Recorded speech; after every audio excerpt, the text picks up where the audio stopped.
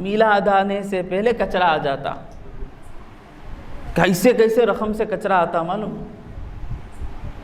رسول اللہ سیدہ را اللہی، ابو بکر صدیق سیدہ را اللہی، عمر فاروق سیدہ را اللہی، عثمان غنی اللہی، علی رضی اللہ تعالیٰ عنہ اللہی.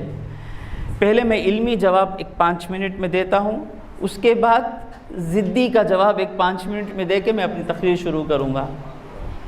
علمی جواب دیکھیں، جو کام حضور صلی اللہ علیہ وسلم اور اللہ نے کرنے کو کہا، اللہ اور اس کے رسول نے کہا، وہ فرض ہے، کبھی وہ واجب ہے، کبھی وہ سنت مؤکدہ ہے. کرنا کسی مائی کے لال میں مجال نہیں کہ نہیں کرے. 5 وقت کی نماز نہیں پڑھوں بول سکتا؟ نہیں بول سکتا. محرم کا عاشورے کا روزہ نہیں رکھوں گا، نہیں رکھے گا الگ، نہیں رکھنا بول سکتا کیا؟ نہیں بول سکتا. تو علمی جواب یہ ہے کہ یہ منطق غلط منطق ہے کہ جو کام صحابہ نہیں کیے وہ کام نہیں کرنا، یہ بالکل بے وقوفانہ بات ہے. کیسی بات ہے؟ بے وقوفانہ بات ہے. اور ایسی بات ہے جو ڈونلڈ ٹرمپ کرتا نا ویسی بات ہے، ہمارے وزیر اعظم کرتے نا ویسی بات ہے. یہ ثابت کریں گے. یہ بات نہیں کرنا. سمجھ میں آتا ہے؟ علمی بات کیا ہے کہ دیکھیں کہ حضور صلی اللہ علیہ وسلم کی ظاہری زندگی تک قرآن ایک جگہ جمع نہیں ہوا. جانتے ہیں نا، حفاظ کے سینوں میں تھا، کاتبین وحی کے کتابوں میں تھا، لیکن ایک آفیشیل قرآن جمع نہیں ہوا تھا. ابو بکر صدیق رضی اللہ تعالیٰ عنہ کے دور خلافت میں جنگ ہوئی مرتدین کے خلاف، جھوٹے نبیوں کے خلاف. ان جنگوں میں کئی حفاظ قرآن شہید ہو گئے. تو عمر فاروق رضی اللہ تعالیٰ، غور سے سنیں، عمر فاروق رضی اللہ تعالیٰ عنہ، بات کیا ہے کہ جو کام حضور نہیں کیے، جو کام صحابہ نہیں کیے، وہ کام کرنا نہیں، جو کہہ رہے ہیں نا، سنیں. تو عمر فاروق رضی اللہ تعالیٰ عنہ آ کر کہتے ہیں ابو بکر صدیق رضی اللہ تعالیٰ عنہ سے کہ اے خلیفۃ رسول اللہ، کہ دیکھیں کہ جو حفاظ ہیں شہید ہو رہے ہیں، کہیں ایسا نہ ہو کہ ہم سب نہ رہیں، اور جو قرآن کے نسخے ہمارے پاس ہیں اور جو قرآن سینوں میں ہے یہ ہمارے ساتھ ہی کہیں ایسا نہ ہو کہ چلا جائے. تو اس کو ایک جگہ ہم جمع لیتے ہیں، کہ یہ قرآن رہے گا حفاظت کے ساتھ. ابو بکر صدیق رضی اللہ تعالیٰ عنہ کہتے ہیں کہ وہ کام جو حضور نے نہیں کیا وہ میں کیسے کر سکتا ہوں. ادباً کہہ رہے ہیں. کیا کہہ رہے ہیں؟ جو حضور کیے بولے نا با. عمر فاروق کیا کرنا؟ وہ کریکٹ برابر بولتے سر. نہیں، خلیفۃ رسول اللہ کرنا. ابو بکر صدیق رضی اللہ تعالیٰ عنہ کیا کہہ رہے ہیں؟ جو کام حضور اکرم صلی اللہ علیہ وسلم نے نہیں کیا وہ میں کیسے کر سکتا ہوں. میں نے کہا ادباً کہا، اس لیے کہا کہ فاروق اعظم اگر وہ حکمن ہوتا تو اس کا انکار نہیں کرتے. ادباً تھا، اس لیے فاروق اعظم کہہ رہے ہیں نہیں آپ کو کرنا ہوگا.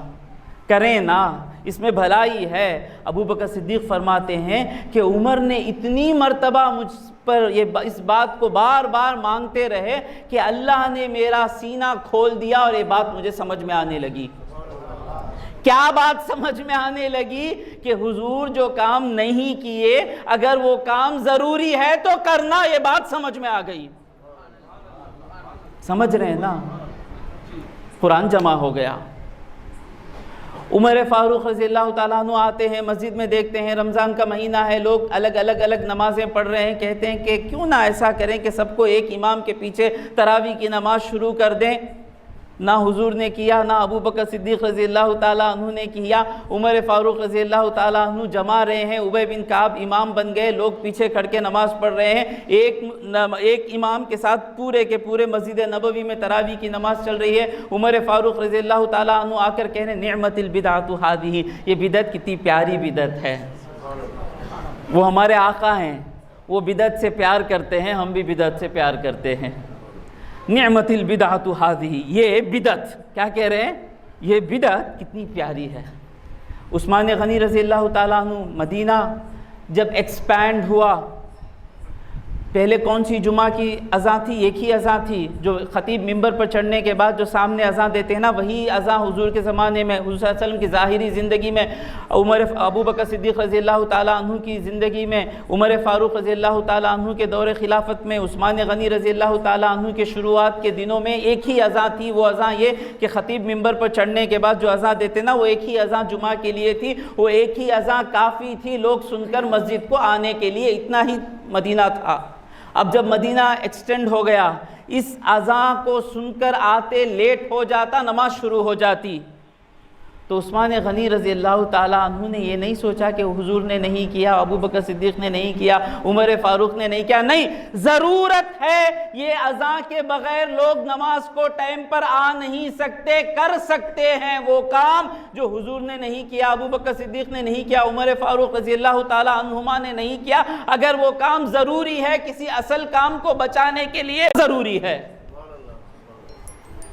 بڑے جو صحابہ جو قرآن پڑھتے تھے، اس قرآن میں بے کو ایک نقطہ نہیں تھا، تے کے سر پہ 2 نقطے نہیں تھے، سے کے سر پہ 3 نقطے نہیں تھے، جیم کے پیٹ میں نقطہ نہیں تھا، جو صحابہ قرآن پڑھتے تھے۔ صحابہ کرے کیا؟ صحابہ پڑھے سو قرآن تمہیں پڑھو، ایک آیت نہیں پڑھ سکیں گے، پڑھے تو بھی ہمیں ماریں گے، پڑھے تو ہمیں کیا کریں گے؟ نہیں پڑھنا بولیں گے۔ جو قرآن صحابہ پڑھے، وہ قرآن ہم پڑھیں تو ہم کو کیا کریں گے؟ ماریں گے، نہیں پڑھنا بولیں گے، گناہ۔ جو قرآن صحابہ پڑھتے تھے وہ قرآن ہم پڑھنا گناہ، کیونکہ وہ نقطوں کے بغیر صحیح پڑھیں گے، ہم نقطوں کے بغیر غلط پڑھیں گے۔ نقطے لگائے گئے، اس کے بعد نقطوں کے ساتھ بھی پڑھنے میں کمزوری ہو گئی، اب اس کے بعد کیا لگایا گیا؟ زیر، زبر، پیش سب لگایا گیا۔ اس کے بعد سوروں کے اوپر ایک محراب لگایا گیا قرآن میں، اس کے بعد ایک رکوع لگایا گیا، پھر ربع لگایا گیا، پھر نصف لگایا گیا، پھر ثلاثہ لگایا گیا۔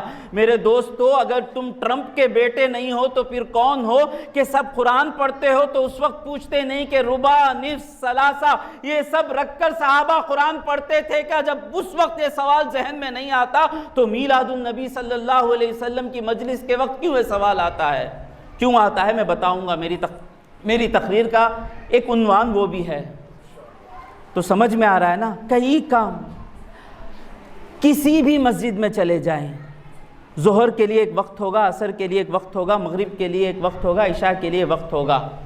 امام صاحب 8:15 کو مسجد کو نہیں، آپ کو 8:30 بجے نماز پڑھائے گا تو امام صاحب کو مسجد سے نکال دیں گے۔ امام صاحب صحابہ جو کرے وہ کر رہے ہیں، صحابہ جب آتے نماز پڑھاتے تھے، حضرت برابر نہ، امام صاحب صحابہ کی سنت پر عمل کر رہے ہیں کہ اپنی مرضی سے آ کر نماز پڑھا رہے ہیں، اور تم بدعت کر رہے ہو کہ امام صاحب کو 8:15 بجے آنے کو کہہ رہے ہو، اور صحابہ کا کام کریں تو مسجد سے نکال رہے ہو، اور تمہارا کام کریں تو مسجد میں رکھ رہے ہو، اور تم معین میلاد کے بارے میں آ کر کہتے ہو صحابہ کرے کیا؟ ہزاروں کام میں لسٹ کر سکتا ہوں جو آپ صحابہ کے زمانے میں نہیں پائیں گے۔ یہ بے وقوفانہ بات ہے کہ جو کام صحابہ نے نہیں کیا وہ کام نہیں، جو کام ضروری ہے۔ کوئی بھی کام شروع کرتے نا ماں، جو اصل کام رہتا ہے نا اس کو بچانے کے لیے وہ کام شروع کرتے۔ سمجھ میں آ رہا ہے؟ جیسے قرآن پڑھنا اصل تھا، لوگوں میں کمزوری آئی، نقطوں کے بغیر پڑھ نہیں سکتے، تو ہماری کمزوری کو فلفل کرنے کے لیے بدعت حسنہ بیچ میں آ رہی ہے۔ بدعت حسنہ کیوں آ رہی ہے؟ ہماری جو ٹچ دیتے، بولتے نا جم کو جاتے ہیں بڑے باڈی بلڈر، تو جم میں کیا دیتے؟ جو اٹھاتا ہے وہ اٹھاتا ہے۔ صحابہ کو عشق رسول کے لیے ان چیزوں کی ضرورت نہیں تھی، کیونکہ عشق رسول کے بغیر ان کا لمحہ گزرتا نہیں تھا۔ تو جو کمزوری آتی ہے تو وہاں پہ ٹچ دیتے ہیں۔ تو قرآن نقطوں کے بغیر نہیں پڑھ سکتے، کمزوری آئی نقطوں کے ذریعے، بدعت حسنہ کے ذریعے ٹچ دیا گیا۔ قرآن زیر زبر کے بغیر پڑھ نہیں سکتے، کمزوری آئی تو زیر زبر بدعت حسنہ کے ذریعے زور دیا گیا۔ پھر فقہ سمجھ میں نہیں آیا، کون سی حدیث سے حکم واجب ہے، کون سی حدیث سے حکم مستحب ہے، کون سی حدیث سے حکم فرض ہے، سمجھ میں نہیں آ رہا ہے۔ امام ابو حنیفہ، امام شافعی، امام احمد بن حنبل، امام مالک بن انس رضی اللہ تعالی عنہم اجمعین نے اصول فقہ کے ذریعے سے ہماری بدعت حسنہ کے ذریعے مدد کی۔ پھر جب حدیثیں آئیں، کون سی حدیث صحیح، کون سی حدیث ضعیف، کون سی حدیث موضوع سمجھ میں نہیں آ رہا ہے، تو محدثین نے صحیح، حسن، ضعیف، معلق، مرسل، معول، منقطع، معلق، ان تمام ناموں کے ذریعے، ان تمام ڈیفینیشنز کے ذریعے تمام کے تمام بدعت حسنہ ہیں۔ جب یہ بدعت حسنہ ہمیں دی گئیں تو ہمارے ہاتھ میں صحیح حدیثیں آ گئیں۔ صحابہ کو اصول حدیث کے بغیر، صحابہ کے پاس صحیح حدیثیں تھیں، ہمیں اصول حدیث کے بغیر ہمارے ہاتھ میں صحیح حدیثیں آتی نہیں۔ تو یہ بدعت حسنہ جو بھی بیچ میں آ رہی ہیں، یہ ہماری کمزوری کو پورا کرنے کے لیے آ رہی ہے۔ تو اسی طرح جب 500 سال گزر گئے، عشق محمدی میں کمی نظر آئی، تو اس زمانے کے جو لوگ تھے انہوں نے میلاد النبی کی مجلسیں شروع کی۔ جب شروع کی نا، تو اس وقت جو تھے دین، جنہوں نے اس وقت جن لوگوں نے دین لے کر ہمیں دیا، ابن حجر عسقلانی، جلال الدین سیوطی، امام عبد الرحمن ابن جوزی، بڑے بڑے لوگ جن کے بغیر دین نہیں ملتا، ان کے سامنے چیزیں شروع ہوئیں۔ تو انہوں نے کیا کہا؟ بہت اچھی چیز ہے، اور وہ خود مل کر منانے لگے۔ انہوں نے خود میلاد کے قصیدے لکھ دیے عربی میں۔ یہ جو نام میں پڑھا نا، ان سب کے میلاد کے قصیدے ہیں، تھوڑا پڑھو میرے یار۔ پہلے پڑھتے زیادہ تھے، بولتے کم تھے۔ آج پڑھتے کم نہیں، پڑھتے نہیں، بولتے زیادہ۔ الف بے دو لفظ معلوم ہوتے، پہلے آ کر الف بے بھی پڑھ لیتے، نحو بھی پڑھ لیتے، صرف بھی پڑھ لیتے، سب کچھ پڑھنے کے بعد بولو حضرت، اب تو بولو حضرت، اب تو بولو حضرت، لا کر کرسی پر بٹھاتے تو حضرت کچھ بولتے۔ اب ویسا نہیں، دو لفظ پڑھے، الف اور بے، اس کے بعد بھی ایک آتا، اس کے اوپر 3 کی 2 کی کیا کی نقطے رہتے، آدھی بات بھی آ کر بول ڈالنا۔ یہ آج کا زمانہ ہے۔